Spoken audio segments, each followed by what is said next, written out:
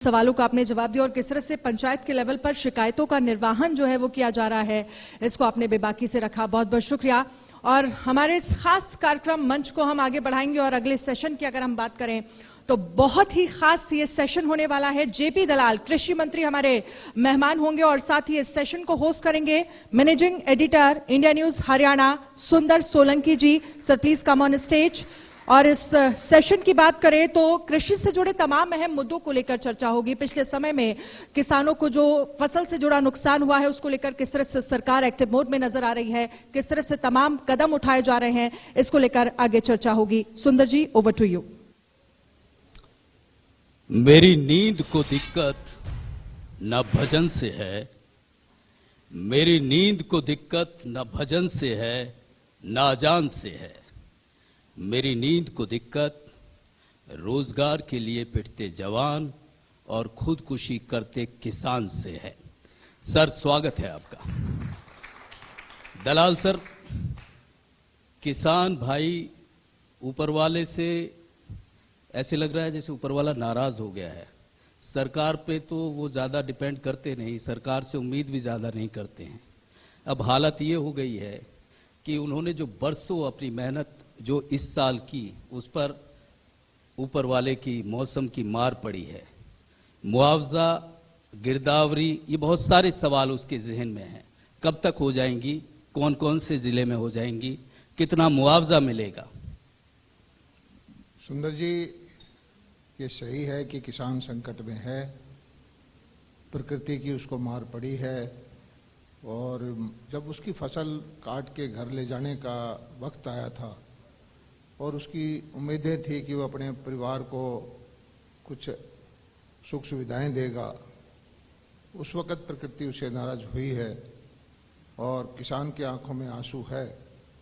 लेकिन मैं आपके माध्यम से बताना चाहता हूं कि हरियाणा सरकार किसान के साथ खड़ी है।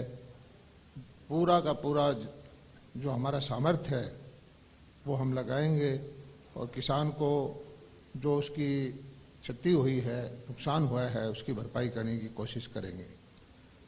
दूसरा सवाल आपने किया कि कहाँ कहाँ क्या होगा। इस बार मैं पूरा लगभग कई जिलों में मैं गया हूँ, पूरे प्रदेश में ही नुकसान है, कहीं कम है कहीं ज़्यादा है, कहीं बारिश की वजह से गेहूँ बिछ गए हैं और कहीं ओलावृष्टि की वजह से कटी कटाई फसल बिल्कुल जीरो हो गई है। और मैं खुद जा करके ये देख रहा हूँ कि अधिकारी पूरा मौके पर जा करके पूरा संज्ञान ले करके उसकी गिरदावरी करके सरकार को सूचना दें ताकि सरकार उसकी नुकसान की भरपाई जो कर सके। सरकार की तरफ से कहा गया है कि जो नुकसान हुआ है उसकी सेल्फी लेके और आप अपलोड कर दीजिए पोर्टल पे। किसान खुद पूर्व मुख्यमंत्री भूपेंद्र सिंह हुड्डा कहते हैं कि पोर्टल तो मुझे चलाना नहीं आता, वो भी किसान क्या पोर्टल पे अपलोड करेगा अपना नुकसान? देखिए, हुड्डा साहब ऐसा कह रहे हैं वो गलत है। लगभग हमारे 9 लाख किसान जो है हर साल मेरी फसल मेरा ब्यौरा पर चढ़ाते हैं और वो ना भी करें चढ़ाएं तब भी हम गिरदावरी करते हैं।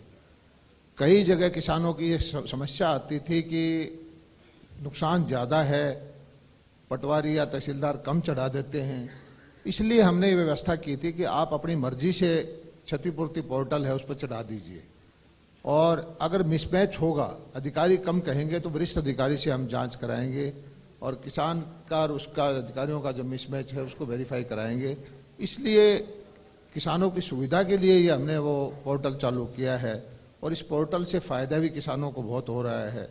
और जहाँ जहाँ मुख्यमंत्री जी ने स्पेशल गिरदावरी के ऑर्डर कर ही दिए हैं, जहाँ जहाँ बारिश हुई है, डिप्टी कमिश्नर ने रिपोर्ट दी है, वहाँ हर जगह गिरदावरी होगी और जहाँ चढ़ाई है नहीं चढ़ाई है ये इतना बड़ा मुद्दा नहीं है। तो ये कब तक हो जाएगी? क्योंकि मेरा सवाल इसलिए है क्योंकि जो पहली किसानों को जो मुआवजा मिलना था उसी में दिक्कत है, वही अभी तक नहीं मिला है। ये ताज़ा नुकसान ये कब तक आप भरपाई कर देंगे और कितना कर देंगे, कैसे, इसके लिए क्या साल भी हमारी कुछ फसल खराब हुई थी और मुख्यमंत्री जी ने तुरंत पैसे भी बढ़ा करके 12,000 की बजाय 15,000 रुपये प्रति एकड़ मुआवजा देने का ऐलान किया और सब जिलों के अंदर ये राशि जारी कर दी गई। ये सही है कि कुछ जगह पर यह अभी बंटने में समस्या आई है कि पटवारियों ने अभी तक नहीं बांटी है, कुछ जिलों में राशि पड़ी है। लेकिन इस बार मुख्यमंत्री जी ने स्पष्ट आदेश दे दिए हैं कि 15 अप्रैल तक सारा डाटा इकट्ठा होकर यहाँ आ जाए चंडीगढ़ में, और मई के महीने में जो नुकसान है उसका जो हरियाणा सरकार से जाना है वो चला जाएगा, और बीमा कंपनियों के द्वारा जो बीमित किसान हैं उनका जो राशि है बीमा कंपनियों से उनको हम दिलवाएंगे। मई तक उनको मुआवजा मिल जाएगा। जोरदार तालियां हो जाएं। ये बड़ा भरोसा इंडिया न्यूज के मंच से जेपी दलाल प्रदेश के कृषि मंत्री दे रहे हैं कि किसानों को ज्यादा दिक्कत नहीं होगी। लेकिन सर एक और बात आ रही है, ये 12 और 15 हजार के मुआवजे की आप बात कर रहे हैं, ये काफी रहेगा किसान के लिए, उसकी मेहनत के लिए? नहीं, काफी तो नहीं है, लेकिन जितनी हम सहायता कर सकते हैं वो हम करते हैं। आप देखिए कि हमारी सरकार आने से पहले ये राशि 3,000 रुपये प्रति एकड़ थी, इसको बढ़ा करके 15,000 तक हम ले गए हैं, और जितनी ज़्यादा से ज़्यादा हम मदद किसान भाइयों की कर सकते हैं वो हम कर रहे हैं। और आजकल आधे किसान से ज़्यादा किसान जो है बीमित हैं, बीमा कंपनियों से उनको ज़्यादा पैसा मिलता है।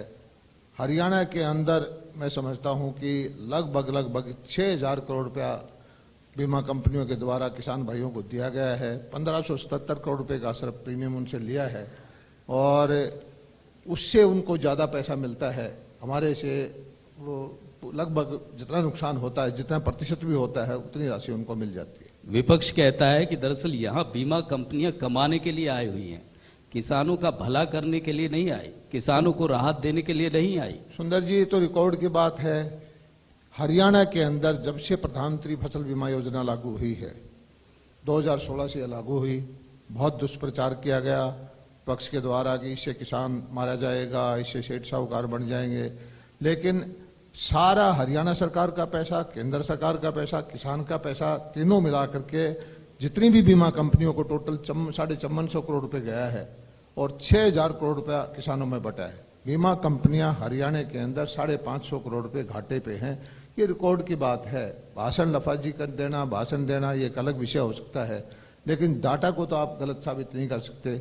और आज ये बीमा कंपलसरी नहीं है, ऑप्शनल है। किसानों को फायदा होता है तभी तो किसान करवा रहे हैं। आधे से ज्यादा किसान अब बीमा कराने लग गए, और मैं किसान भाइयों से प्रार्थना करता हूं कि अपनी जो नहीं भी करवाते हैं वो भी बीमा करवाएं, इससे आपको जोखिम फ्री होने में सहायता मिलेगी। डेटा को लेकर विपक्ष कहता है कि जो आपके हित में डेटा होता है, जो आपकी मार्केटिंग के लिए डेटा होता है, वो तो अच्छा होता है। जब CMIE डेटा देता है तो वो आपको लगता है कि वो फर्जी है। ये डेटा की तो कहानी ये है। देखिए, CMI की बात विधानसभा में सवाल उठा था, ये बेरोजगारी के आंकड़े दिखाते हैं, और ये सारे देश को पता है कि हरियाणा एक प्रगतिशील प्रदेश है, सबसे अच्छे संसाधन यहाँ हैं, सबसे अच्छा रोजगार के साधन यहाँ हैं। आपके फरीदाबाद में, गुड़गांव में, सोनीपत में लाखों दूसरे प्रदेशों के लोग काम करने आते हैं।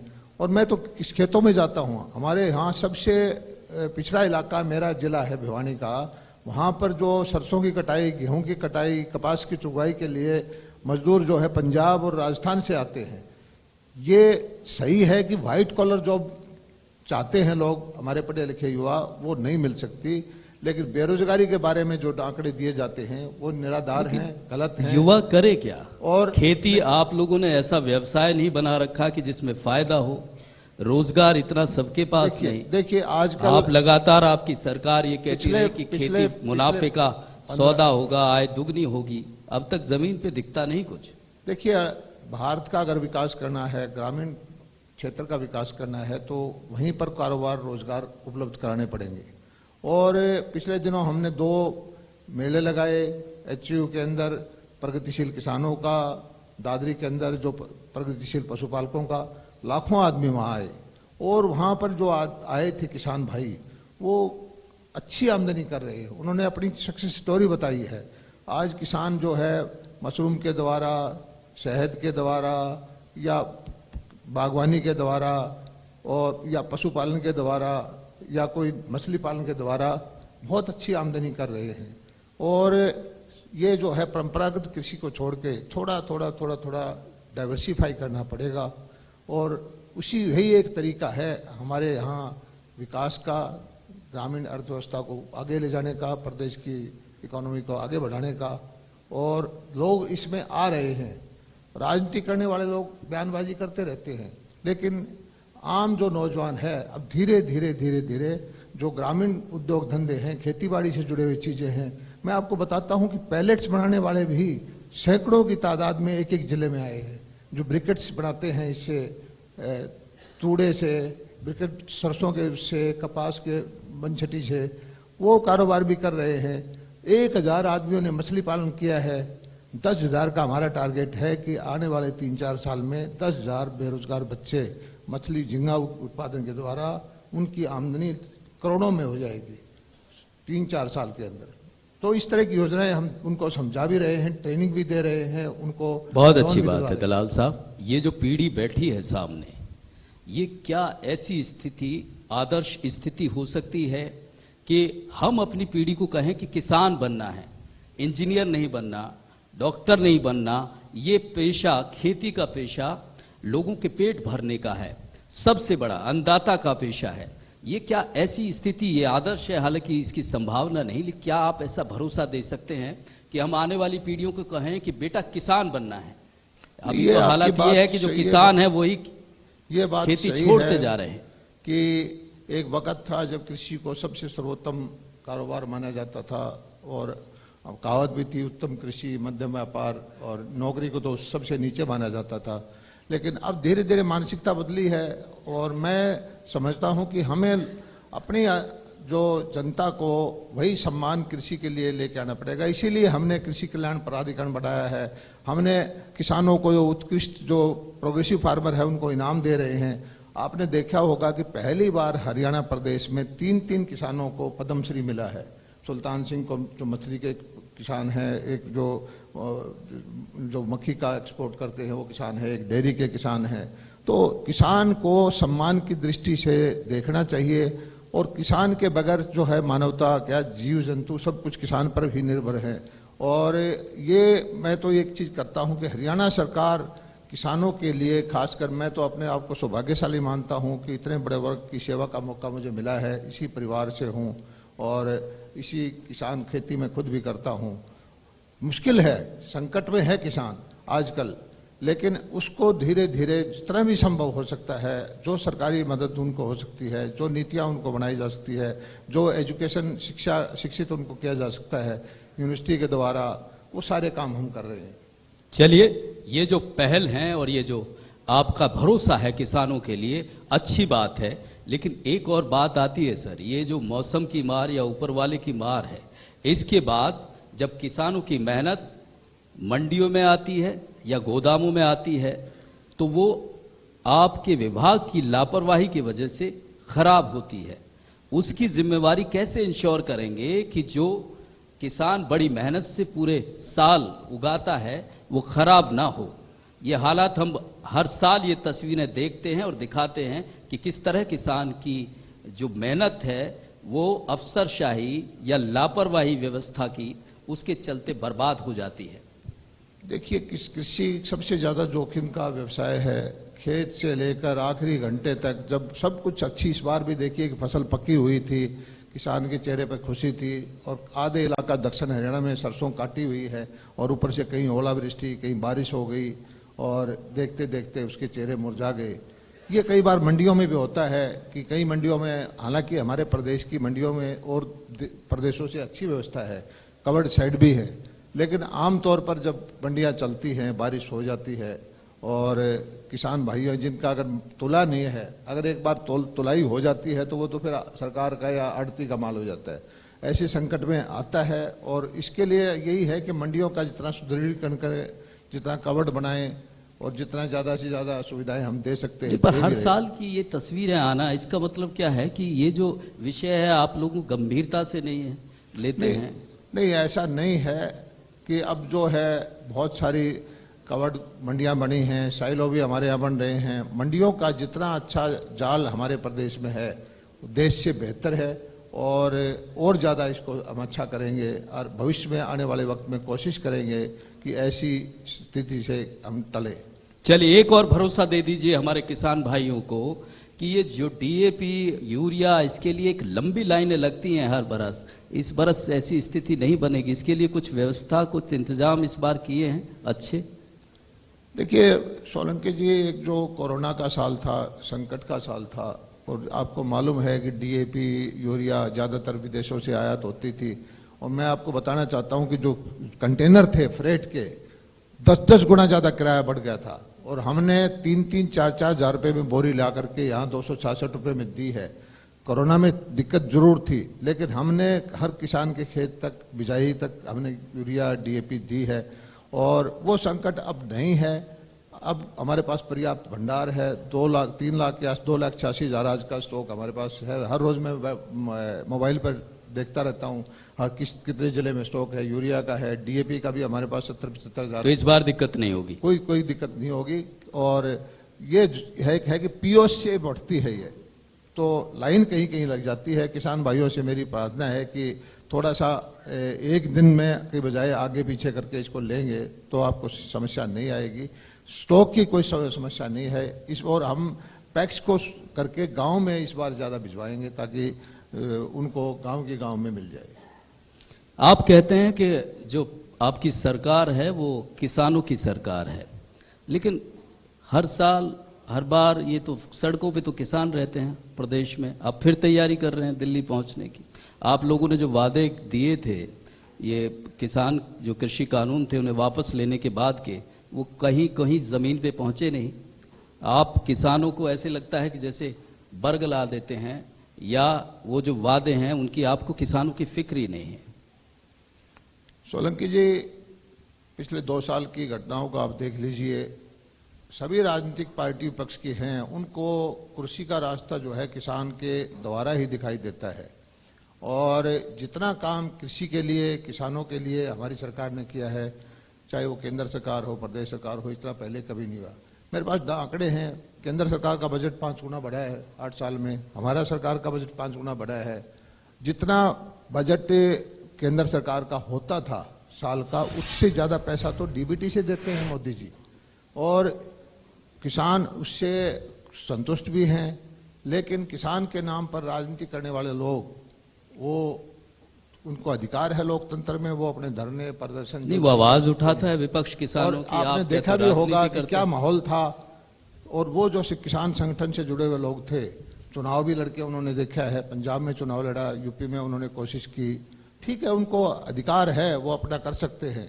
लेकिन मैं हार तो गए आप, एलनाबाद का चुनाव हार तो गए थे। भारत के किसान को, हरियाणा के किसान को, कि उन्होंने हमारे ऊपर विश्वास जताया, और हम कोशिश कर रहे हैं कि उनके विश्वास पर खरे उतरे। ये जो स्थिति देख रहे हैं आप, जो देश में स्थिति हो रही है कि लगातार ये बात आ रही है कि सच को दबाया जा रहा है, सच बोलने की आज़ादी खत्म की जा रही है। राहुल गांधी से लेकर ईडी से लेकर ये सारी बातें चलती हैं कि कहीं ना कहीं सरकार अब विपक्ष से डर रही है, चाहे वो आपकी केंद्र सरकार हो चाहे राज्य में स्थिति देखे। सोलंकी जी, ये बात जो कह रहे हैं, आप ध्यान करिए कौन लोग कह रहे हैं। उन्हीं के नाती प्रधानमंत्री थी, रातों रात आपातकाल लगा दिया था, लाखों आदमी को जेल में भेज दिया था, सुप्रीम कोर्ट को रौंद दिया गया था, 19 महीने लोगों को जेल में रखा था। वो आदमी आज ये कहते हैं सच को दबाया जा रहा है। कुछ लोगों की मानसिकता है, वो ये समझते हैं कि इस देश के ऊपर सत्ता का अधिकार उन्हीं का है, जनता उनको वोट दे ना दे, लेकिन फिर भी उनकी मानसिकता से निकल नहीं पाते। और वो तरह तरह के आजकल एक नया सिस्टम हो गया है कि टूल किट विदेशों से जोड़ करके दुष्प्रचार करके, कभी न्यूज़ अमेरिका में लगवाएं, कभी लंदन में न्यूज़ लगवाएं, और उसके द्वारा एक भ्रम फैलाने की कोशिश करते हैं। लेकिन भारत की जनता बहुत समझदार है। भारत की जनता ने जो गरीब कल्याण की योजनाएं मोदी जी ने चलाई हैं, उसका उनको लाभ हुआ है। बार बार आप चुनाव होते हैं, देखते हैं, हर चुनाव के वक्त ही ऐसा माहौल पैदा करने की कोशिश करते हैं, और लेकिन जब रिजल्ट आता है तो तब ये कहते हैं कि जो मशीनें हैं उन पे शक करने लग जाते हैं। एक आखिरी में एक सवाल सर, क्योंकि आप कृषि मंत्री हैं प्रदेश के, ऐसी अब क्योंकि 1 साल से थोड़ा सा ज़्यादा वक्त बचा है प्रदेश के चुनाव में और जल्दी ही आप लोकसभा चुनाव में जाएंगे, ऐसा एक बड़ा भरोसा दे दीजिए किसानों को, हमारे प्रदेश के किसानों को, कि ये जो दिल्ली जाने की बात हो रही है या सड़कों पे उतरने की बात हो रही है, ये कम से कम हमारा प्रदेश का किसान आप पर भरोसा करे कि उसके हित में आप ये फला चीज करने जा रहे हैं। नहीं, किसान का भरोसा हम मानते हैं कि हमारे ऊपर है, और इसी वजह से ये जो है इतना बार बार हमें मैंडेट देते हैं। और हरियाणा के किसानों से तो मैं एक ही प्रार्थना करता हूं कि आने वाले वक्त में हमारी सबसे बड़ा प्रोजेक्ट जो है गन्नौर के अंदर जो इंटरनेशनल मंडी बनेगी, और हम जो मंडी तो बन ही नहीं पा रही है, मंडी बन रही है, हुड्डा साहब से लेकर निश्चित तौर पर बनेगी। 2 बार की सरकार हो गई। सोलंकी जी, मैं कहता हूं कि उस मंडी से 40,000 50,000 करोड़ का कारोबार होगा। कब? अभी काम शुरू हो रहा है, उसका टेंडर लॉट होने वाला है।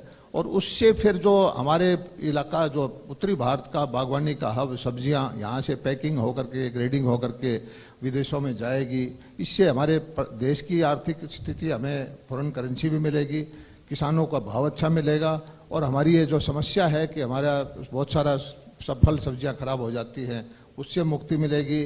और एक जो मॉडर्न टेक्नोलॉजी जो दुनिया में उपलब्ध है, वो हम यहाँ इनको उपलब्ध कराएंगे।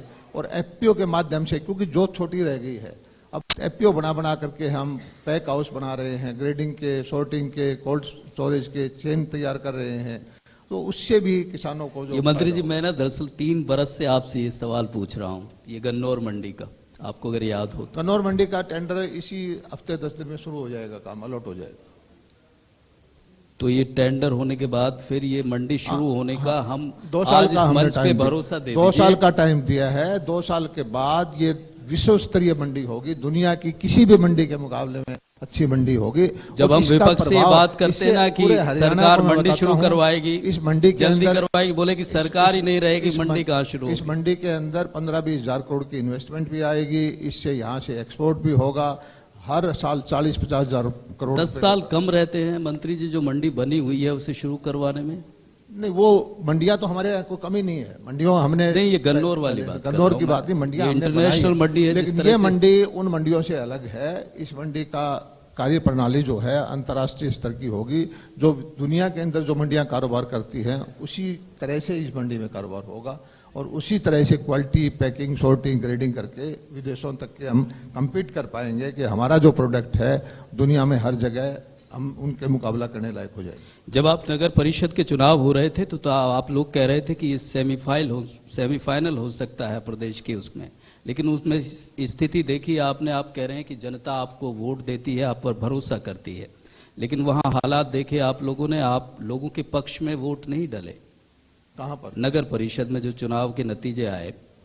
नहीं, नगर परिषद में तो हमेशा ही चुनाव, हमारी सारी नगर परिषद हमारी है, आप लोगों ने बनाई, लेकिन जहां जहां आप लोग अपने सिंबल पे लड़े वहां स्थिति ऐसी थी कि नहीं, कुछ चुनाव हम जो जिला परिषद में हमारे अनुकूल नहीं आए थे। जिला परिषद, और लोकतंत्र की एक खासियत होती है कि अगर सारी ही सीटें हम जीतेंगे तो फिर चुनाव कहाँ होगा, विपक्ष कहाँ होगा। एक हल्दी नहीं, आप ही कहते हैं कि जो वोट पड़ते हैं वो हमारे हिस्से में पड़ते हैं, वही बताते हैं कि हम लोकप्रिय हैं। कुछ चुनाव जो होते हैं, तो केवल बात करता है। कुछ चुनाव जो होते हैं सोलंकी जी, वो प्रदेश के मुद्दों पर होते हैं, कुछ चुनाव राष्ट्रीय मुद्दे पर होते हैं, कुछ चुनाव गाँव के मुद्दे पर होते हैं। तो सभी चुनाव जरूरी नहीं है कि सभी चुनाव एक ही पार्टी जीते।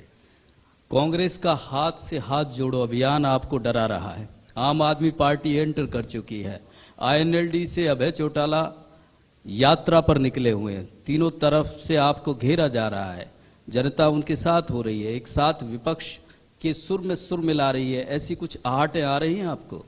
देखिए, जब तक जनता का आशीर्वाद हमारे साथ है, जनता की सेवा हम कर रहे हैं, कोई हाथ जोड़े, कोई पांव जोड़े या कुछ करे, कोई फर्क नहीं पड़ने वाला। और कांग्रेस को मैं समझता हूं कि अपनी मानसिकता बदलनी पड़ेगी, कांग्रेस को अपने गांव-गांव जाना पड़ेगा, और जो ये मार्केटिंग करके कंपनियां विदेशी हायर करके कभी कुछ करके भ्रम फैलाते हैं, इससे बात बढ़ने वाली नहीं है। कांग्रेस ने जो गलतियां की हैं, जो कमियां की हैं, जो कमी उनके शासन के दौरान रही हैं, गांव के आम नागरिक से जाकर के माफी मांगे, तब हो सकता है कि वो कुछ विचार कर ले। लेकिन कांग्रेस समझता है कि विदेशी कंपनी हायर करके, विदेशों में खबर लगवा करके और भ्रम फैला करके हमारे ग्रामीण भारतवासी को बहका लेगी, वो उसको गलतफहमी है और उससे उसको कामयाबी नहीं मिलेगी। आपकी सरकार गांव-गांव में जा रही है। हम तो रहते ही गांव में, हम रहते ही गांव में। आप एक चीज को देखिए कि हमने कल पन्ना प्रमुख का शक्ति केंद्र प्रमुख का वो सम्मेलन किया हिसार में। हमारा एक सुनिए, हमारे वोटर लिस्ट का एक पन्ने के ऊपर एक कार्यकर्ता है। हम उसकी अगली स्टेज में जा रहे हैं कि वहां पर पन्ना समिति बना रहे हैं, एक 30-40 वोट के ऊपर 5 आदमी कार्यकर्ता तैयार कर रहे हैं। एक तरफ तो भारतीय जनता पार्टी ऐसी पार्टी है, एक तरफ कांग्रेस पार्टी है। सब कुछ अध्यक्ष बदले गए और बदले गए। हमारे सामने भी पुराने अध्यक्ष बैठे हुए हैं कांग्रेस के, उनको आज तक जिला अध्यक्ष बनना नहीं बने। पिछले 10 साल से वो कहते हैं कि उनका संगठन है कहाँ। वो भरोसा करते हैं विदेशी कंपनियों पे हायर करके कि उससे उनकी सरकार बन जाएगी, लेकिन धरातल पे कांग्रेस कहाँ है? कहीं कांग्रेस नहीं है। कुछ परिवार हैं, कुछ लोग हैं, उनको जो दूसरी जगह नहीं मिल रही है। बाकी तो कांग्रेस का संगठन आज भी नया अध्यक्ष को आए कितना वक्त हो गया है, अब एक गुट का उस पर कब्जा हो गया है और बाकी अलग अलग हैं और जिला अध्यक्ष अभी तक बनाने में सक्षम नहीं हुए हो। अब पूछना उनसे, जो कांग्रेस के लोग भी आएंगे, कि आप इस पिछले 8-10 साल से आप जिला अध्यक्ष नहीं बना पा रहे, आप लोगों में अपनी बात कैसे पहुंचाएं? कांग्रेस से बड़ी हमदर्दी है आपको। मैं अपने दर्शकों को बता दूं कि आम आदमी पार्टी के वरिष्ठ नेता डॉक्टर अशोक तंवर हमारे बीच पहुंच चुके हैं। करण चौटाला जी हैं, वो भी हमारे बीच पहुंच चुके हैं। जोरदार तालियां उनके लिए। एक सवाल, जी अच्छे नेता थे, कांग्रेस के अध्यक्ष थे, इनको कहां काम करने दिया? इनको काम कहां करने दिया? नहीं, कांग्रेस के जब थे इनको कहां काम करने दिया, आप बताइए। अध्यक्ष होते हुए इनको अपनी टीम नहीं बनाने देगी। नहीं, आपको इस हमदर्दी नहीं है, बात सच्चाई की है। नहीं, कांग्रेस से हमारी पार्टी में आप मशवरा भी दे रहे हैं कि भाई गांव में जाओ। सच्चाई है, लोगों के पास लोग बच्चा जानता है कि इनके साथ क्या हालात पैदा किए गए थे। एक बात बताइए सर, ये सारी स्थिति हम गांव में, जो आप कह रहे हैं कि आपका कार्यकर्ता, आपकी सरकार गांव में रहती है, गांव की सड़कों के हालात देखे हैं आपने? प्रॉपर्टी आईडी की स्थिति देखी है आपने? गांव में रहते हैं और सड़कें भी ठीक करेंगे, गांव की मंडियां भी ठीक करेंगे, गांव की गलियां भी ठीक करेंगे, व्यवस्थित करके हो भी रही है। अब ये है कि थोड़ा बहुत कहीं न कहीं कमी पेशी आती है। हम ये नहीं कहते कि सब कुछ हमने ठीक कर दिया है, लेकिन हम रिस्पॉन्सिव सरकार है। प्रत्येक वोटर के प्रति हमारी जवाबदेही है, प्रत्येक ग्रामीण के प्रति जवाबदेही है, किसान के प्रति, मजदूर के प्रति, व्यापारी के प्रति, और कोशिश करके सबके लिए थोड़ा थोड़ा काम कर रहे हैं। और इसमें यह है कि संसाधन भी बढ़ा रहे हैं। आपने देखा होगा, पहले बजट आते थे, लोगों को चिंता हो जाती थी कहां से टैक्स लगेगा। अब केंद्र के 8 बजट आ चुके, हरियाणा के 8 बजट आ चुके, क्या कोई नया टैक्स लगाया है?